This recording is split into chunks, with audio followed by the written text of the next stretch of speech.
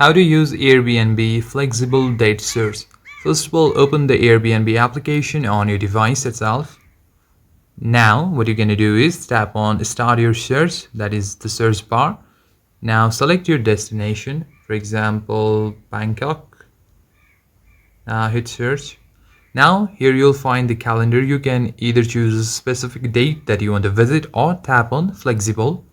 Now, you'll find here when you want to visit. Undergo anytime here on July, August, September, or you can tap on weekend, week, or month. Select on any date and tap on next. And select with whom you are visiting. If only yourself, then you can just increase the adults number, or if you want to visit with children, infants, you can all select here. Now just hit on search.